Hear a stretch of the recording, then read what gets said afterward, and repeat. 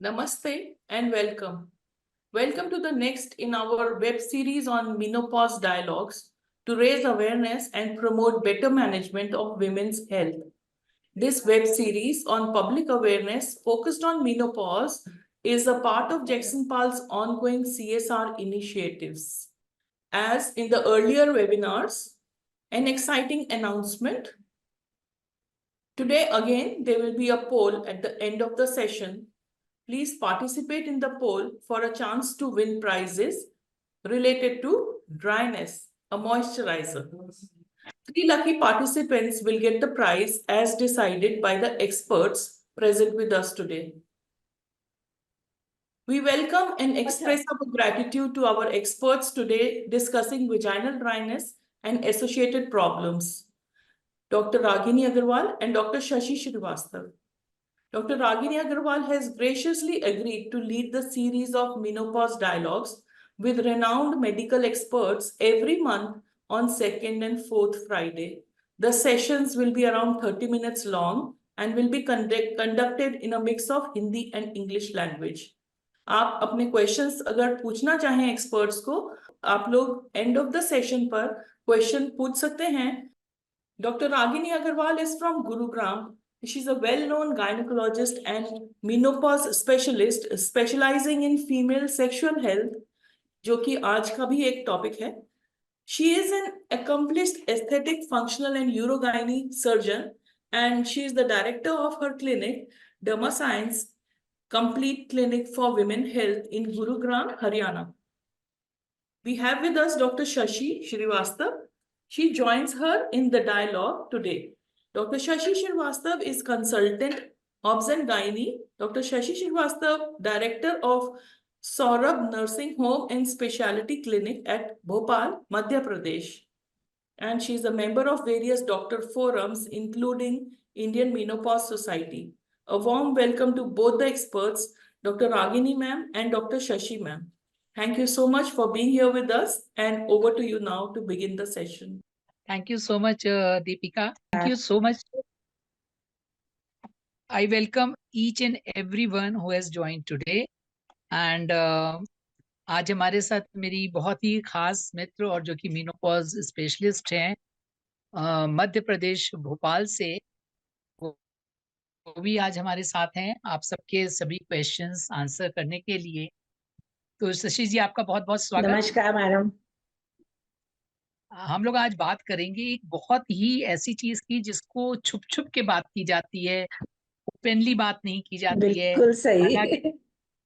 कितनी महिलाएं इससे कितना ज्यादा परेशान रहती हैं, खास करके जब उनकी उम्र होने लगती है, उससे वो परेशानी के कारण उनकी जिंदगी कितनी तंग हो जाती है. बहुत सही कहा आपने. हाँ जी. तो हमें मालूम है कि जो मेनोपॉज है वो एक सच्चाई है वुमेन की जिंदगी की.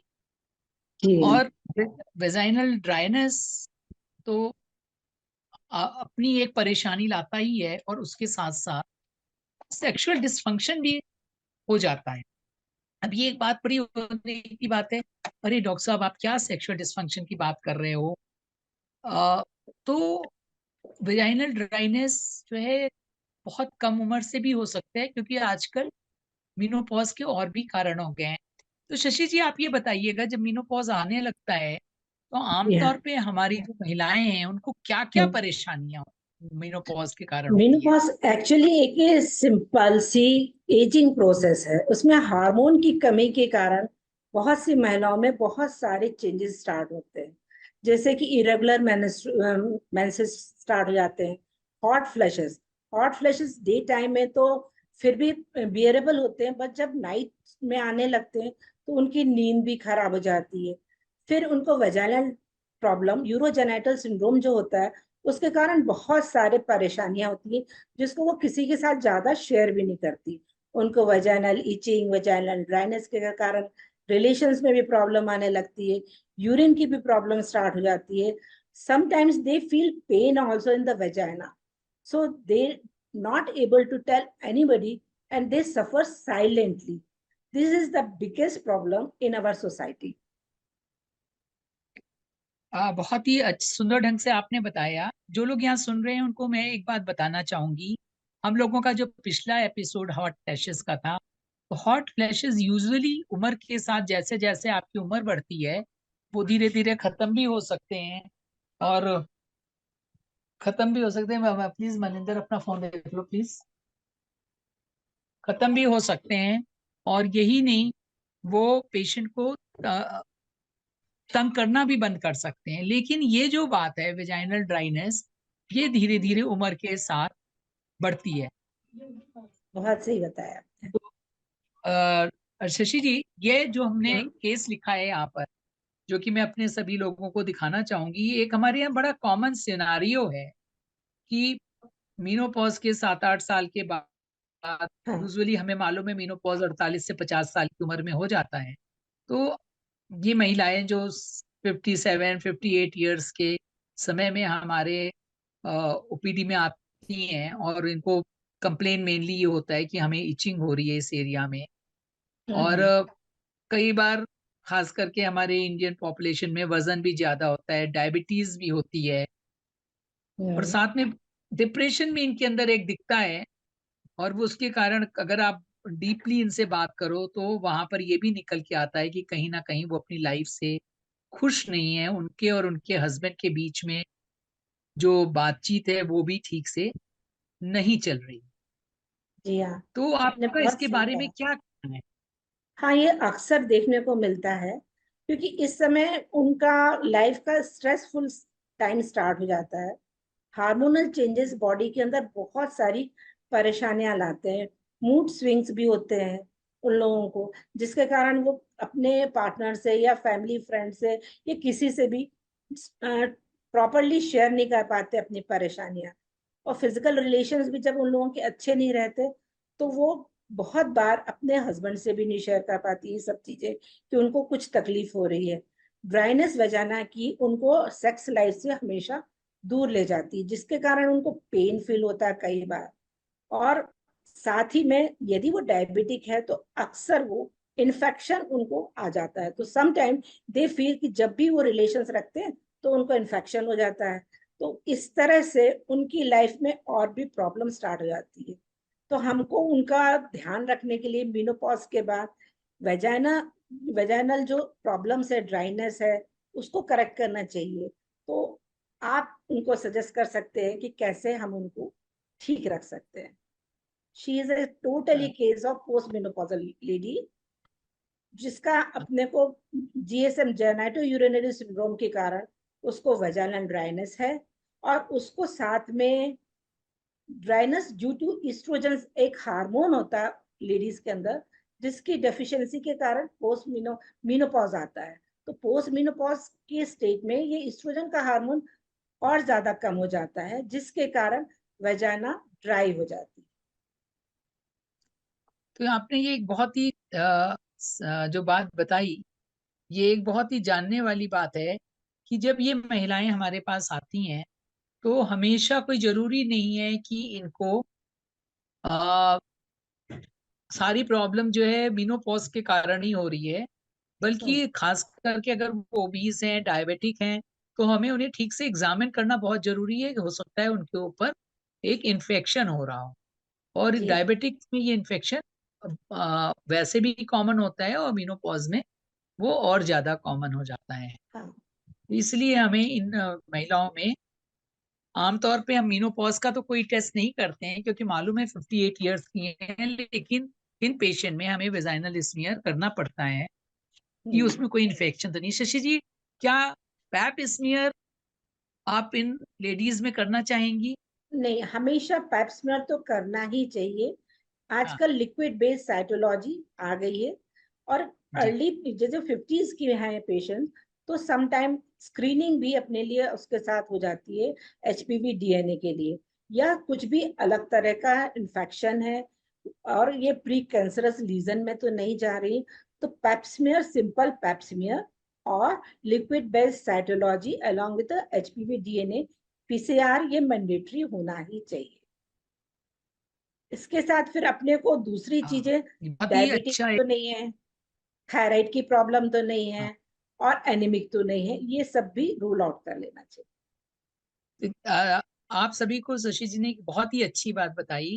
देखिए, ये उम्र एक ऐसी उम्र है जब हमें बहुत से टेस्ट स्क्रीनिंग की तरह करने पड़ते हैं, और जो सबसे बड़ी बात है स्क्रीनिंग की, वो इसलिए होती है कि आपको कोई भी बीमारी होने के पहले ही हम उसको पकड़ सकें। तो ये जो पैप स्मीयर है, ये 65 साल की उम्र तक तो लगातार किया ही जाता है। उसके बाद भी अगर आपके 3 टेस्ट नॉर्मल आ गए और आपको कोई तकलीफ नहीं है, तो इनको रोका भी जा सकता है। खास करके एचपीवी डीएनए के साथ जब हम करते हैं तो ये टेस्ट 5 साल में होता है। Next slide please. और जैसा कि शशि जी ने आपको बताया कि ये जो इंटरपर्सनल रिलेशनशिप है, ये क्यों खराब हो रही है, क्योंकि आपसी संबंध के लिए उस लेडी के अंदर एक तो एस्ट्रोजन की कमी के कारण उसमें एक इच्छा सी भी नहीं रह जाती है, और साथ में नीचे के हिस्से में ड्राई होने के कारण जो सेक्सुअल एक्ट है वो बहुत पेनफुल हो जाता है। और उसमें वैसे ही मीनोपॉज के कारण मूड डिस्टरबेंस होता है, और साथ में फिर ये लगने लगता है अगर हस्बैंड वाइफ में आपसी संबंध के खराब से खिंचावट में कि शायद मैं बुजुर्ग हो रही हूँ, मैं मोटी हो गई हूँ, इस किस्म के एडेड डिप्रेशन आने शुरू हो जाते हैं। Next slide please. तो शशि जी, ये दूसरा केस मैं आपसे पूछूंगी, क्योंकि आजकल हमारे यहाँ एक जी हाँ। मीनोपॉज जो नेचुरल मीनोपॉज है जो उम्र के साथ आता है, उसके अलावा भी बहुत कुछ किस्म के मीनोपॉज होते हैं। हम्म तो एक 37 ईयर की लेडी आपके पास आती है जिसको हम्म 5 मंथ से अमीनोरिया नहीं आया है, और 2 साल से 5 साल से मेंसेस नहीं आए हैं, और 2 साल से उसको पीरियड इरेगुलर हो रहा है। और उसने आपकी हिस्ट्री पूछने पे ये बताया उसकी माँ को भी बहुत जल्दी मीनोपॉज हो गया। तो ऐसी महिला को हम किस किस्म का मीनोपॉज मानेंगे? क्या इसमें हम कोई टेस्ट कराएंगे? हाँ, इस तरह की पेशेंट को हमको जानने के लिए कुछ हार्मोन टेस्ट कर लेने चाहिए, जिससे हम उसको कंफर्म कर सकें कि she has turn up into menopause and she is getting early menopause. यदि उसको अर्ली मेनोपॉज आ रहा है तो उसको और भी ज्यादा केयरफुल होना है अपने लिए, क्योंकि दूसरी हार्ट की बीमारियां, बोन्स की बीमारियां भी बहुत ज्यादा प्रिवेलेंट हो जाती है यदि आपको जल्दी मेनोपॉज आता है। तो उसके लिए बेस्ट हार्मोन में एफएसएच को टेस्ट करते हैं। If FSH hormone is more than 40 and apart 6 weeks apart it is still 40, तो ये मेनोपॉज की तरफ जा चुकी है लेडी। और एएमएच हार्मोन भी देखा जाता है, और बहुत सारी चीजें टेस्ट करने की ज्यादा जरूरत नहीं होती। यदि उसके पास ओवेरियन फॉलिकल कम हो गए हैं, है नहीं, तो वो हमें एएमएच या अल्ट्रासाउंड से भी समझ में आ सकते हैं कि she is turn up into menopause. साथ में उसकी हिस्ट्री है कि उसकी मदर को मेनोपॉज जल्दी आया था, तो बहुत ज्यादा चांसेस रहते हैं कि उस लेडी को भी अर्ली मेनोपॉज होने की संभावना है, जो कि एज हमारे यहाँ 46 है नेचुरल मेनोपॉज की। शी इज हार्डली 37 ईयर्स, बस this is the era of pre menopausal time. तो शशि जी, अगर इतनी जल्दी किसी को मेनोपॉज हो जाता है, जैसे आपने बताया कि उसके हार्ट पे, उसके बोन पे ज्यादा फर्क पड़ेगा उस वुमेन के अलावा जिस वुमेन को कोई 46-50 साल की उम्र में मेनोपॉज हो रहा है, और अभी तो ये बहुत यंग फीमेल है, हाँ 37 ईयर की। तो अभी तो हम बिल्कुल। ये नहीं सोच सकते हैं कि जो इसको इसके कारण मेनोपॉज के कारण वेजाइनल ड्राइनेस होने लगेगी। तो जी उसके हाँ, लिए तो बहुत मुश्किल है कि अगर उसके लिए उसका हाँ, सेक्सुअल संबंध भी खत्म हो जाए तो आप उसको किस किस्म का इलाज देना चाहेंगे? उसको हार्मोन थेरेपी एचआरटी जरूरी लेनी चाहिए till the age of natural menopause. उससे कोई नुकसान नहीं होता। जो डर बैठा है हमारे यहाँ की महिलाओं को एचआरटी से, उससे निकलना पड़ेगा आज के समाज की औरतों को, क्योंकि एचआरटी आपको नुकसानदायक नहीं होती है। यदि आपका जल्दी महीना चला गया तो आप नेचुरल रूप में हार्मोन थेरेपी के द्वारा अपने आप का सारा नॉर्मल लाइफ को लीड कर सकती है at the time of till the menopause, जो हमारी एज, हमारी सोसाइटी में, हमारे इंडिया में बताया जाता है कि 46 ईयर की एज है। तो वैसे पेशेंट्स को मैं ज्यादातर रिकमेंड करूंगी कि वो हार्मोन थेरेपी को लें। तो देखिए, आपका आपको कैसा? शशि जी ने यहाँ पर एक बहुत अच्छी बात बताई कि हम अननेसेसरी बहुत सी चीजों के लिए मिथ लेकर के बैठे। HRT जो होती है वो एलिक्सर ऑफ यूथ नहीं होती है कि आपने सोचा मैं 50 साल की उम्र में उसको अपने को जवान बनाने के लिए खाती रहूं। हाँ, हाँ वो भी 50 के बाद भी आप ले सकते हो, 60 साल तक अगर आपको जरूरत है निगरानी में। लेकिन जो ये उम्र है 37 वाली, यहाँ कि आपकी बॉडी में रहना था उसको 46 साल की उम्र तक, और वो अचानक आपकी उम्र से चली गई। जब वो चली गई तो वो नुकसान ज्यादा करेगी, फायदा कम करेगी। इसमें क्या है कि जो शशि जी ने आपको बताया कि HRT की दवाई आपको खानी है। HRT और आपके ओरल कंट्रासेप्टिव पिल्स दो अलग अलग चीजें होती हैं। इसमें जो हम हार्मोन्स देते हैं वो ज्यादा नेचुरल किस्म के बॉडी के जो अपने हार्मोन होते हैं, वो बायो आइडेंटिकल हार्मोन्स हम खिलाते हैं। तो इस और साथ में चूंकि यूट्रस भी होता है, तो ऐसे में एक और दवाई हमें देनी होती है ईस्ट्रोजन के साथ, जिससे आपको पीरियड आ सके और आपके यूट्रस की झिल्ली मोटी ना हो, जो कि अपने आप में एक खतरा होती है। आगे चलें, स्लाइड बढ़ाएं इसके बाद की। हाँ शशि जी, एक क्वेश्चन मैं आपसे और पूछना चाहूंगी। जी ये हाँ आजकल कैंसर बढ़ रहे हैं, जी हाँ तो आपके पास एक बहुत ही यंग 35 साल की लेडी आती है जिसको क्रॉनिक माइलॉइड ल्यूकीमिया के कारण ट्रीटमेंट देने से उसको मेनोपॉज हो गया, जिसको हम लोग थेरापेटिक और हाइड्रोजेनिक मेनोपॉज कहते हैं। हम्म। तो अब वो महिला बहुत बहुत परेशान है, मुझे तो अभी से पीरियड नहीं आ रहे हैं, मेरी ओवरी खत्म हो गई है, तो मैं क्या करूं? उसकी अभी शादी भी नहीं हुई है। वो आपके पास अगर आती है तो आप उसको क्या सलाह देंगे कि किस ढंग से वो अपनी आगे की जिंदगी को उसका सारा गुजर- चेकअप करने के बाद उसको जरूर से हार्मोन थेरेपी पे रखेंगे, बिकॉज शी इज जस्ट 35। उसने अपनी जिंदगी देखी ही नहीं है पूरी तरह से, और उसके ऊपर एजिंग या दूसरी प्रॉब्लम स्टार्ट ना होने पाए, तो उसको ऐस कुछ भी चीज के लिए डरने की जरूरत नहीं होती है। कई जगह अपने को कैंसर जो होते हैं उसमें इस तरह के जो हार्मोन होते हैं वो नहीं नुकसान करते हैं, पर डर जरूर रहता है लोगों का। तो स्क्रीनिंग करके प्रॉपर सब चीजों को देखने के बाद उनको हार्मोन लेना ही चाहिए, ये मेरा सोचना है। बहुत ही अच्छा आपने बताया। यहाँ मैं आप लोगों को सबको ये बताना चाहूंगी, कई बार कैंसर जो हम ये कैंसर के कीमोथेरेपी रेडियोथेरेपी से जो मेनोपॉज होते हैं, इनमें जो दो किस्म के कैंसर होते हैं, एक तो हार्मोनल कैंसर होते हैं, एक non hormonal cancer dependent cancer होते हैं।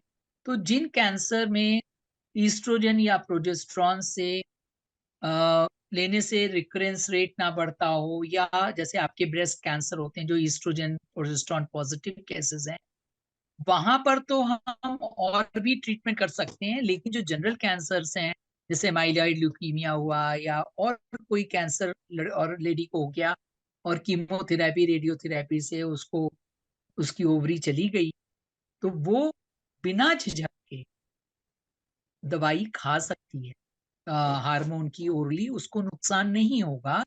लेकिन इनको सबको आपको सुपरविजन में ही खाना पड़ता है। और ये जो बायो आइडेंटिकल या नेचुरल हार्मोन्स मार्केट में आ गए हैं, they are much better. Next slide.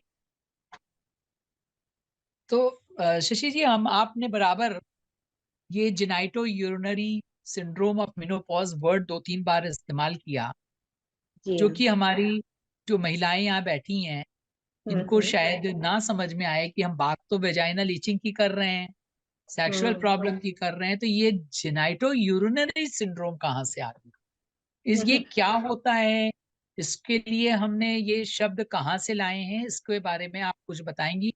हाँ दीपिका, आप नई एक्चुअली स्लाइड, अगली स्लाइड कर लें। एक्चुअली हाँ जी क्रॉनिक जीएसएम मतलब ये क्रॉनिक प्रोग्रेसिव वेजाइनल प्रॉब्लम है, जिसके अंदर वल्वो वेजाइनल, सेक्सुअल और यूरिनरी ट्रैक्ट के इन्फेक्शन या दूसरी तरह की प्रॉब्लम के सिम्टम्स हमें मिलते हैं। ये इस सब चीजों को मिला के जो कारण होता है वो ईस्ट्रोजन जो एक हार्मोन होता है, जो लेडीज के अंदर मेन डोमिनेटिंग हार्मोन है, फेमिनाइन हार्मोन है, वो कम होने लगता है। तो उसके कारण ये मेनोपॉजल के कारण प्रॉब्लम होती है। तो ये नया नाम जो अमेरिकन सोसाइटी ऑफ मेनोपॉज ने दिया था, तो आई थिंक 2014 में दिया है, तो उसको जीएसएम बोलने लगे हैं हम लोग, genito urinary syndrome of menopause. इसके अंदर मेनली जो जेनाइटल सिम्टम्स कई बार देखने को मिलते हैं, सेक्सुअल सिम्टम्स मिलते हैं एंड यूरिनरी सिम्टम्स हमको मिलते हैं। ये तीनों चीज को मिला के हमको genital urinary syndrome of menopause होता है, जिसके अंदर जैसे जेनाइटल सिम्टम्स हैं तो ड्राइनेस है, बर्निंग है, इरिटेशन है, और सेक्सुअल प्रॉब्लम में जैसे लैक ऑफ लुब्रिकेशन है, डिस्कम्फर्ट है, पेन है, और इम्पेयर लिबिडो यानी उनकी इच्छा का नहीं होना होता है। और यूरिनरी सिम्टम में कई बार अर्जेंसी, डिसयूरिया ने जलन लगना, रिकरेंट यूटीआई का होना होता है, इसलिए शॉर्ट टर्म जीएसएम यूज करते हैं। शशि जी, आपने बहुत अच्छा बताया। एक्चुअली मैं आप लोगों को ये बताना चाहूंगी, जो आपका ये रास्ता होता है वेजाइना का और जो पेशाब की झिल्ली होती है, वो एक ही जगह से डेवलप होती है, पैदाइशी। तो इसलिए जब आपका ईस्ट्रोजन खत्म होता है तो वेजाइना की झिल्ली तो कमजोर होती ही होती है, उसके साथ पेशाब के रास्ते की भी झिल्ली कमजोर हो जाती है। तो आपको इन्फेक्शन तो नहीं हो रहा है यूरिन में, लेकिन सिम्टम सारे ऐसे ही लगते हैं। अगली स्लाइड ही रखो कि यूरिनरी इन्फेक्शन हो गया है। तो क्या होता है, आप ये स्लाइड देखो जरा, इसमें एक तरफ बहुत पतला सा दिख रहा है, दूसरी तरफ वो लाल रंग गहरा मोटा सा लग रहा है, तो झिल्ली आपकी ऐसे सूख जाती है। Next slide. और यही नहीं, आपके उसमें बहुत सारी चेंज आते हैं, आपको बार बार यूरिन के लिए भागना पड़ता है। ये आपकी जो पेशाब की झिल्ली सूख गई है उसके कारण इरिटेशन होता है, और कई बार यूरिन निकल भी जाता है जब आप पेशाब के लिए पहुंचने लगते हो। Next slide. तो शशि जी, ये बताइए क्या इसका कोई जवाब है? हाँ, आज के समय में इस सब चीजों को अपन मैनेज कर सकते हैं। आपको डॉक्टर के पास आना पड़ेगा, कुछ लोकल एस्ट्रोजन ऑइंटमेंट लगाए जाते हैं, कुछ बाद में इसके साथ आजकल जो लेटेस्ट सीयूट लेजर थेरेपी होती है वो दी जाती है, और फिजियोथेरेपी होती है। तो इस तरह के सब चीजों का मैनेजमेंट है, लेकिन इस तरह के पेशेंट को पहुंचना जरूरी है डॉक्टर के पास तक, जो वो लोग कई बार नहीं पहुंचते हैं। ये जो है आपके जो भी ये सिम्टम हो रहे हैं, क्योंकि मोर देन 60% लोगों को ये प्रॉब्लम हो रही है, लेकिन बहुत थोड़े लोग डॉक्टरों के पास आते हैं, जैसा डॉक्टर शशि जी ने बताया। और इसमें क्या है, ड्राइनेस, बर्निंग, इचिंग, साथ में सेक्स में दर्द होना, पानी सा आना, ये सारी चीजें शुरू हो जाते हैं। Next slide. और यूरिनरी ट्रैक्ट का जैसे सिम्टम हमने बताया कि जलन वगैरह लगती है और आपको अननेसेसरी लगता है कि हमें इन्फेक्शन हो गया है। इन सब का इलाज वही है, दोनों का एक ही इलाज होता है, चाहे हम वेजाइना की झिल्ली मोटी करें, चाहे यूरिनरी ट्रैक्ट की झिल्ली को मजबूत बनाए। Next slide. ये जो है एक नई टर्मिनोलॉजी आई है, जिसमें वेजाइना, सेक्स और यूरिन के जो तीनों चीजें, इनको मिला के एक नाम दे दिया है, क्योंकि तीनों का रीजन एक ही होता है। Next slide. Next slide. तो अगर आप इस स्लाइड को देखें तो इसमें से 84% लोगों ने ये बताया है कि मेनोपॉज के कारण उन्हें दिक्कत होती है, और 38% को वेजाइना की प्रॉब्लम होती है, और 20% से भी कम लोग डॉक्टर के पास जाते हैं। तो शायद जो बहनें आज यहाँ सुन रही हैं वो खुद भी अपने ऊपर सोचेंगे, और अपनी किट्टी पार्टी में भी इसको डिस्कस करके अपनी जिंदगी का जो ये एक सुनहरा समय है, जिसको मैं हमेशा second inning of your life कहते हैं, जब आप अपने सारे चीजों से मुक्त हो जाते हैं, तो इसको अच्छे से अपने आप को संभाल के जिए अपनी जिंदगी में। सिर्फ अवेयरनेस ना होने के कारण एक निगेटिव इम्पैक्ट ना रखें। Next slide. और ये नेक्स्ट स्लाइड। तो ये एक ग्रोइंग प्रॉब्लम है, जो कि अपने समाज में उम्र बढ़ जाने के कारण, अब औरतें 80 साल तक, 85 साल तक जिंदा रहती हैं, तो ये प्रॉब्लम बढ़ ही रही है कम होने की बजाय, क्योंकि उम्र के साथ बढ़ती है। Next slide. और 5 साल के बाद, मेनोपॉज होने के बाद, ये ज्यादा दिखाई पड़ती है, और ज्यादा अगर इनको उस समय ट्रीटमेंट ना मिले तो ये धीरे धीरे और बढ़ के और ज्यादा परेशान करती है। कभी कभी ये कम हो जाती है लेकिन फिर से बढ़ जाती है और अपने उस पे बहुत ही उनके ऊपर असर करती है, खास करके जो लेडीज थोड़ा सेक्सुअली एक्टिव रहना चाहती हैं। तो शशि जी आप बताएंगे कि हमारा genito urinary syndrome of menopause या वेजाइनल इचिंग या इन सब में हमारा मेन एम क्या होता है, हम क्या चाहते हैं कि हमारी महिलाओं को क्या फायदा पहुंचे? मेनली तो हमें फोकस करना वेजाइनल रीजनरेशन पे। वेजाइना को जो एज हो गई है उसको हम रीजनरेट करते हैं, तो उसका genital problem, sexual problem, urinary problem सभी कुछ रिलीफ होने लगती है। तो हमारा फोकस रहता है कि हम उसको वेजाइनल एरिया को रीजनरेट करें।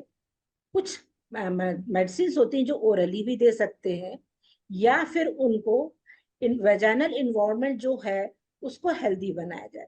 जो वेजाइनल इन्वायरमेंट है यदि वो हेल्दी हो गया तो बहुत सारी प्रॉब्लम जो पेशेंट सफर कर रहे हैं, दूसरी तरह की ईचिंग, पेन, बर्निंग, वो सारी चीजें उनको रिलीफ होती है।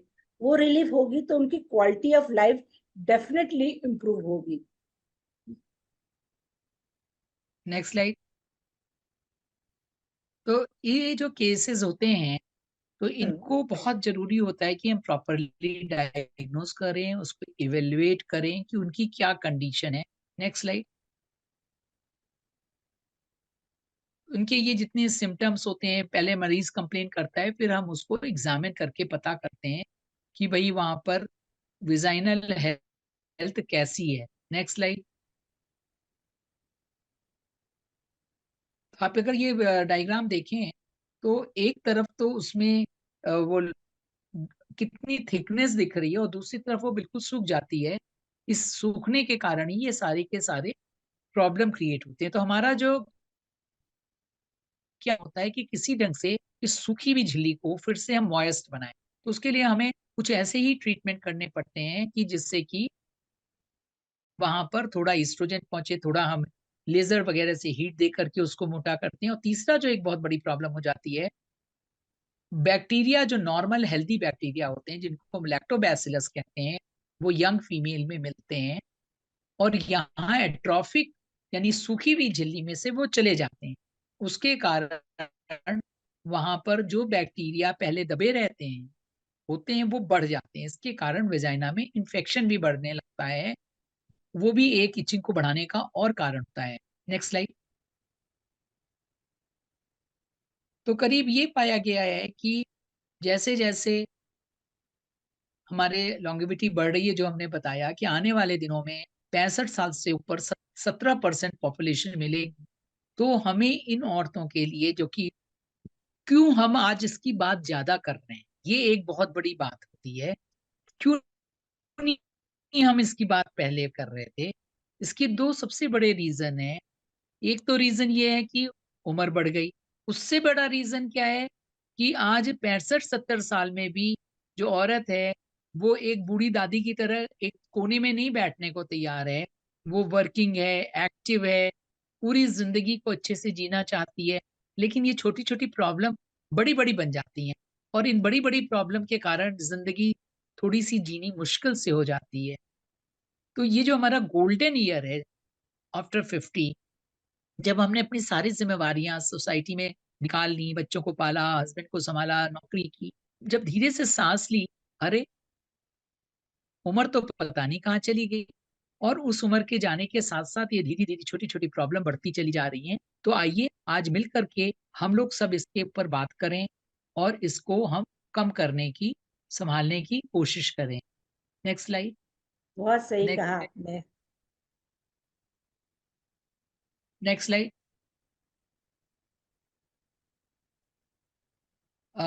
शशि जी, ये जो हमारा जी। Genito urinary syndrome of menopause है, इसके हम्म। और भी कौन से कारण है, किसके कारण ये जल्दी से आ जाता है कई औरतों जल्दी में? से आने का सबसे कुछ कारण ऐसे भी हो सकते हैं कि जैसे किसी कारणवश उसके ऑपरेशन के टाइम, बच्चेदानी निकालने के समय, उसकी दोनों तरफ की ओवरी को निकाल दिया जाना, जो समय से पहले उसको मेनोपॉज की तरफ ले जाता है। या कभी ओवरी जो है वो प्रीमेच्योरली फेल हो जाती है, प्रीमेच्योर ओवेरियन फेलियर कहलाती है। या जो लेडीज स्मोकिंग करती हैं या अल्कोहल लेती हैं, उसके कारण भी ये प्रॉब्लम अराइज होती है। कभी कभी जो डिक्रीज सेक्सुअल फ्रीक्वेंसी होती है उसके कारण, या कोई भी दूसरा कारण जिसके कारण हमारी बॉडी के अंदर एस्ट्रोजन कम हो गया है।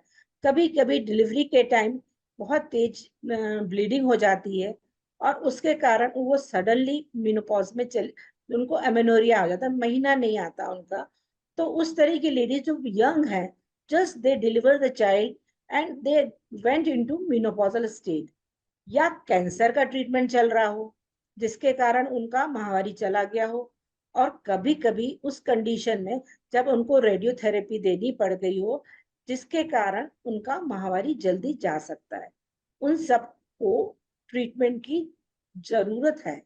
उनके ऊपर ध्यान उस इन सब चीजों के बाद देना जरूरी है कि वो अपनी लाइफ को नॉर्मल और अच्छी हेल्दी जिए। देखिए, इस डिस्कशन से हम आपको 3 चीजें बता रहे हैं।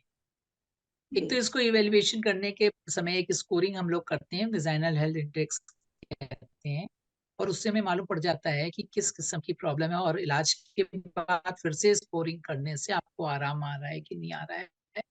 Next slide. और ये जो सेक्सुअल डिसफंक्शन के नेगेटिव इफेक्ट हैं, इनको हमें भूलना नहीं चाहिए, क्योंकि हमने जो आपसे भी बात की, नेक्स्ट स्लाइड, 3 किस्म के मेनोपॉज आपको समझ में आए। एक तो नेचुरल मेनोपॉज है जिसका हमें केयर करना पड़ेगा, जो कि ईस्ट्रोजन डेफिशिएंसी जो एक उम्र के साथ होती है उसके कारण हो रही है।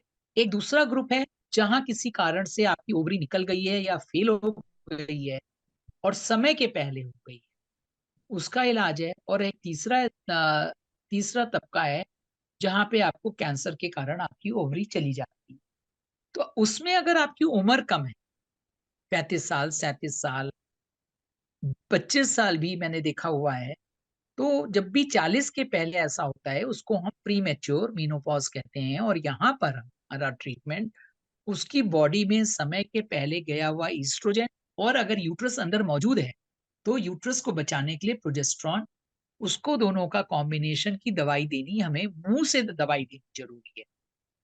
उसको बिना मुंह से दवाई दिए हम उसका पूरा इलाज नहीं कर सकते हैं। लेकिन जो महिला समय के बाद यानी 50 साल में अगर हमारे पास आती है, मीनोपॉज के बाद 58 साल में आ रही है, और ये कह रही है उसको नीचे की तरफ की इचिंग हो रही है, खुजली हो रही है, जलन हो रहा है, तो उसमें हमें कोई जरूरी नहीं है कि हम मुंह से दवाई दें। तो शशि जी, मैं चाहूंगी स्पेसिफिकली हम यहाँ पे फोकस करें, क्योंकि हमने इनको बता दिया है कि ये एमएसटी खा सकती हैं, लेकिन जो ये हमारी बहुत सारी महिलाएं जो मीनोपॉज के बाद आती हैं 58-60 साल की उम्र में, उनको आप क्या ट्रीटमेंट देना चाहें? उनको हम नेक्स्ट स्लाइड लोग प्लीज। लोकल एस्ट्रोजन एप्लीकेशन के लिए रिकमेंड करते हैं कि वो लोकली कुछ एस्ट्रोजन ऑइंटमेंट अवेलेबल रहते हैं जिनको वो अप्लाई करें, कम से कम 3 से 6 महीने तक या साल भर तक जरूरत कर पड़ने पर। बहुत सारी तरह तरह की परेशानियों को कम करने के लिए, जैसे वेजाइनल लुब्रिकेंट भी होते हैं, मॉइस्चराइजर भी होते हैं, और कभी उनको टेस्टोस्टेरोन क्रीम भी देते हैं जब उनको लिबिडो उनको प्रॉब्लम होती है। और ज्यादातर हम लोग उनको कहते हैं पेल्विक फिजियोथेरेपी अच्छे से करें। रेगुलर सेक्स के लिए भी प्रमोट करते हैं, बिकॉज ये रेगुलर सेक्स वहां पर आपको जो कहना चाहिए कि आपका बढ़िया वेजाना को नेचुरल एक्सरसाइज का होता है और वेस्कुलरिटी को भी इम्प्रूव करता है। और अभी लेटेस्ट थेरेपी जो आ गई है, लेजर थेरेपी होती है जिससे वेजाना को ट्रीटमेंट किया जाता है, और वो इसके साथ साथ अच्छा इम्प्रूव कर जाते हैं और उनका वेजानल रीजनरेट हो जाता है।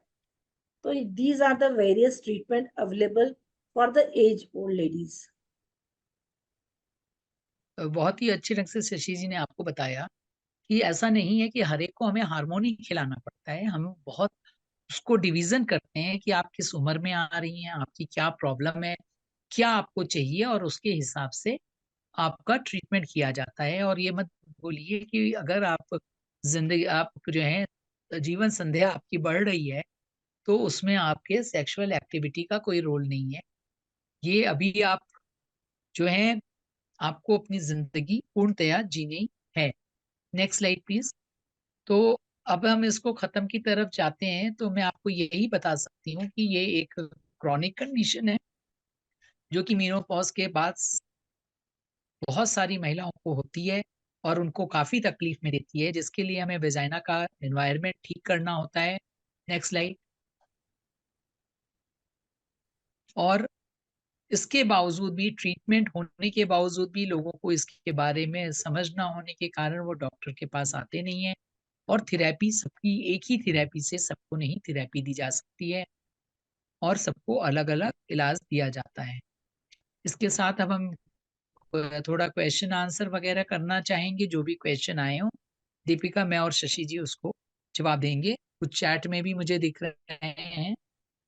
Yes, ma'am. Before we हाँ, go to the question answer, we'll take a poll. Okay, तो पोल क्वेश्चन आ गए हैं। आप लोग जो भी पार्टिसिपेंट्स आए हैं आज, आप इसमें जरूर पार्टिसिपेट करें। जैसे कि हमने बताया था, एक पोल के ऊपर हमने लकी ड्रॉ रखे हैं। 3 क्वेश्चंस आए हैं, इनमें आप लोग आंसर दीजिए। What is the primary cause of vaginal dryness? आपको क्या लगता है कि वेजाइनल ड्राइनेस किस कारण से हो रहा है? हार्मोनल चेंज के कारण है, एजिंग के कारण है, या स्ट्रेस के कारण है, या इन सभी के कारण है? सेकेंड क्वेश्चन है कि which of the following lifestyle factors can lead to vaginal dryness? कौन से आपके लाइफस्टाइल फैक्टर्स हैं जिसके कारण वजाइनल ड्राइनेस हो सकती है?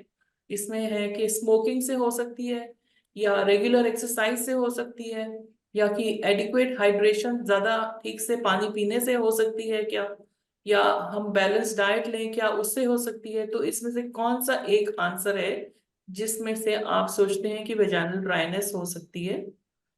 और थर्ड क्वेश्चन है, vaginal dryness only affects women who R post menopausal. तो इसमें आपने एक आंसर देना है, सही या गलत। क्या वेजाइनल ड्राइनेस सिर्फ मेनोपॉज जिनको हो चुका है उन्हीं विमेन को होती है, या औरों को भी हो सकती है? हम डॉक्टर रागिनी अग्रवाल और डॉक्टर शशि श्रीवास्तव को थैंक यू करना चाहेंगे, इतना सब कुछ हमको समझाया। आप पोल में पार्टिसिपेट करिए, ताकि एक फिर उसमें से हम 3 लकी विनर्स डिसाइड करवाएं हमारे। एक क्वेश्चन आया है, गुड लुब्रिकेंट। तो बाजार में कई किस्म के लुब्रिकेंट अवेलेबल हैं। इट इज बेटर कि आप वाटर बेस्ड इस्तेमाल करें। साथ में कुछ और जेल्स भी, जैसे कि एक नैनो सिल्वर जेल आती है मार्केट में, जो कि एंटी बैक्टीरियल भी होती है। वो भी एक मॉइस्चराइजर की तरह भी काम करती है, और साथ में जो अगर वहाँ किसी किस्म का थोड़ा बहुत बैक्टीरिया पनप रहा है तो उसको भी खत्म करती है, तो उसका भी हम इस्तेमाल कर सकते हैं। तब तक हम सबको माई सखी के बारे में बता देते हैं। MySakhi.in एक वेबसाइट है जो कि जैक्सन पार्क का एक CSR इनिशिएटिव है, और इस वेबसाइट पे हम एडोलेसेंट से लेके मेनोपॉज, सारा विमेन्स हेल्थ के बारे में बहुत कुछ इसके अंदर आपको बताने वाले हैं। दिस इज अ वेबसाइट जो कि extension of our CSR initiatives है, जो ऑलरेडी हमारा कंपनी ने अभी तक पॉजिटिव इम्पैक्ट लाया है after building sanitation facilities at girls schools in Punjab, Haryana and Uttarakhand and raising awareness about menstrual hygiene girls के लिए किया था। अब हम लोग मेनोपॉज के ऊपर फोकस कर रहे हैं, और इस वेबसाइट के अंदर आपको काफी कुछ पढ़ने को मिलेगा जो कि साइंटिफिकली कंटेंट डला है इसके ऊपर। इसमें एजुकेशनल कंटेंट भी आ रहा है, और इसमें आप जो हमारे ये वेबिनार्स होते हैं इसकी रिकॉर्डिंग भी देख सकते हैं। इवेंट सेक्शन में जाकर आप रिकॉर्डिंग देख सकते हैं दोबारा से। कुछ भी आप फिर से रिविजिट करना चाहें आज की टॉक को, तो वो भी इस पर चढ़ जाएगा। तो आप MySakhi.in पर जरूर जाएं, और इसके अंदर आपको अपनी लैंग्वेज में यहाँ जी लिखा है, तो ये आपकी वेबसाइट पूरी ट्रांसलेट हो सकती है हिंदी के अलावा। इंग्लिश में तो है ही, हिंदी में ट्रांसलेट हो सकती है। उसके अलावा 10 और इंडियन लैंग्वेजेस हैं जिसके अंदर आप अपनी मर्जी से ट्रांसलेट कर सकते हैं और पढ़ सकते हैं। तो हम पोल का रिजल्ट अब अनाउंस करें। हाँ जी, हाँ। मैम 32 में से आप बताना चाहेंगे which numbers are the winners, 3 winners? तो ये तो हम लोग जो है ऐसा करते हैं, वो सारे नंबर को एक चिट में से निकाल लेते हैं। तो आपने जो मुझे पोल का बोला, तो आप एक पर्ची जो मैंने अभी निकाली है, एक नंबर 9 निकाली है, एक नंबर 12 निकली है और एक नंबर 28 निकली। नंबर हाँ। 9, पूनम, नंबर 9, हाँ जी, number 12, Sangeeta Singh, and number 28, हाँ। Sapna Vivek. So big congratulations to the 3 big lucky winners. एक क्वेश्चन आया है, नहीं रिकमेंडेशन फॉर हाइजीन मेंटेनेंस, तो उसके लिए मैं आपको ये बताना चाहूंगी, हम अगर पैंटीज जो है कॉटन पैंटी होनी चाहिए, वैसी वाली पैंटी का इस्तेमाल नहीं करना चाहिए। और स्पेसिफिकली अगर हम यंग लोगों की बात करें हाइजीन मेंटेन की, तो ये बहुत सारे जो फीमेल हाइजीन प्रोडक्ट्स आते हैं इनको बिल्कुल मत इस्तेमाल करिए, और इवन किसी को नहीं इस्तेमाल करने चाहिए किसी भी एज में। वो वहाँ का बैक्टीरियल जो फ्लोरा है उसको डिस्टर्ब कर देते हैं। और एयर सर्कुलेशन चाहिए, अगर आप पूरे इसमें पैंट्स पहनते हैं तो एटलीस्ट घर में आके पैंट ना पहने। अंडरवियर आपके लूज होने चाहिए, और रात में अंडरवियर ना ही पहने तो ठीक है। एरिया को खाली ल्यूकवार्म वाटर से धोना चाहिए, बहुत ही क्रीमी चीजें उस एरिया में नहीं लगानी चाहिए, और वेजाइना को अंदर से बिल्कुल भी क्लीन नहीं करना चाहिए। और अगर आप यंग हैं और या आपके मल्टीपल पार्टनर्स हैं तो प्लीज कॉन्डोम को जरूर यूज करें, वो भी एक बहुत जरूरी चीज है। कोई भी प्रॉब्लम होने पे self use of steroid cream ठीक नहीं होती है। और हाइजीन को मेंटेन करने का जो सबसे मेन तरीका है, एरिया को मॉइस्ट ना रखना और उसमें एयर का सर्कुलेशन होना। टेल्कम पाउडर रैशेस के लिए पहले तो ये देखना पड़ेगा रैशेस हैं कौन सी, किस चीज के लिए आप टेल्कम पाउडर यूज कर रहे हैं। कई बार आप यूज करके उसको दबा लेते हैं और जब बीमारी बढ़ जाती है तो वो बहुत ज्यादा हो जाती है। ड्यूरिंग पीरियड में अगर आप बात कर रहे हैं तो सबसे पहले तो आप पैड का इस्तेमाल रोक दीजिए, क्योंकि पैड जो होते हैं आजकल जो ये विस्पर टाइप के पैड आ रहे हैं जो बहुत ज्यादा सोक करते हैं, उसमें जो प्लास्टिक है और उससे जो फ्यूम्स निकलते हैं वो आपको एलर्जिक होते हैं। तो जो ये रैशेज हो रहे हैं यूजुअली ये एलर्जिक रैशेज होते हैं। सबसे पहले तो पैड का इस्तेमाल बंद करें, करना भी है तो प्योर कॉटन पैड इस्तेमाल करें, वरना मेंस्ट्रुअल कप एक बहुत अच्छी चीज है, उसका इस्तेमाल करना चाहिए। एक शशि जी क्वेश्चन आप, जो Q&A सेक्शन में भी सिमिलर क्वेश्चन है। वहीं से पॉपअप हुआ है। ऑलराइट। हाँ, शशि जी आप कोई बताना चाहेंगे?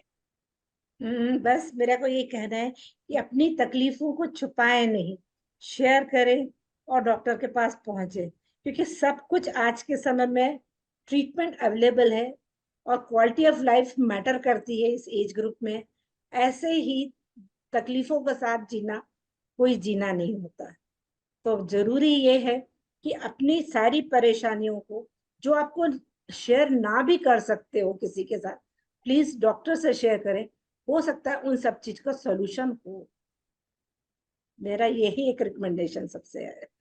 एक क्वेश्चन और आया है, खाने पीने की कोई एक शुरू तो में बंद करना हो। स्मोकिंग रोक दीजिए, बहुत ज्यादा जरूरी, खास करके बड़ी उम्र में तो औरतों को स्मोकिंग करना ही नहीं चाहिए। ब्रेस्ट कैंसर और सर्वाइकल कैंसर भी स्मोकिंग से होते हैं। दूसरी चीज क्या है, अल्कोहल को भी एक लिमिट में पीना चाहिए मेनोपॉज में, उसके बहुत प्रॉब्लम पाए गए हैं।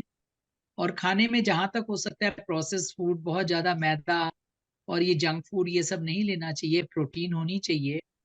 और अपने खाने को बैलेंस रखना बहुत जरूरी होता है। शशि जी आपका कोई टिप, जी, आपका कोई टिप खाने पीने के लिए? खाने पीने के लिए तो हेल्दी फूड जरूरी है।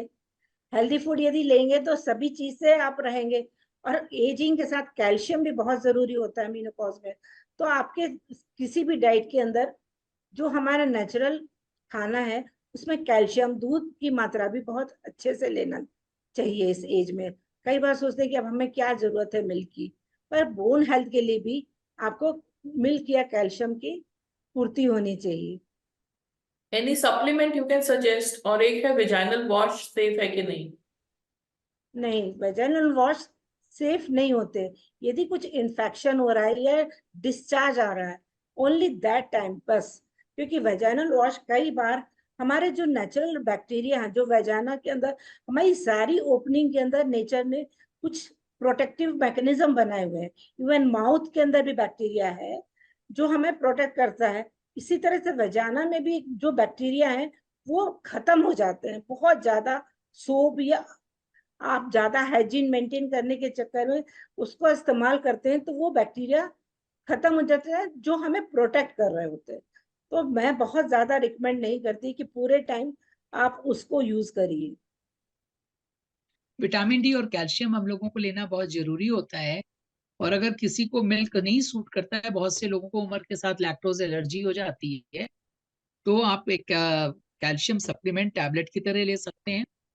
और खाने में एक बहुत बढ़िया अल्टरनेटिव होता है स्प्राउट्स। लेकिन वो स्प्राउट्स बेहतर है घर में बनाएं, और बहुत ज्यादा उसको पकाए ना। कच्चा कच्चा स्प्राउट अगर आप खाते हैं उससे भी आपको कैल्शियम मिलता है। और लेकिन सबसे बेस्ट होता है कि चूंकि इस समय कैल्शियम इस उम्र में आपकी हड्डियों को बचाने के लिए बहुत जरूरी है, तो कैल्शियम को सप्लीमेंट के रूप में अपने खाने में ऐड कर लें। And we invite you now for the next webinar, which is next Friday, which is being taken by Dr. Mitra. It is on irregular periods for your transition towards menopause. जब अब आप periods बंद होने होते हैं, उस दौरान जब irregular periods आ जाते हैं, अनियमित, तो उसके बारे में आपको क्या क्या पता होना चाहिए।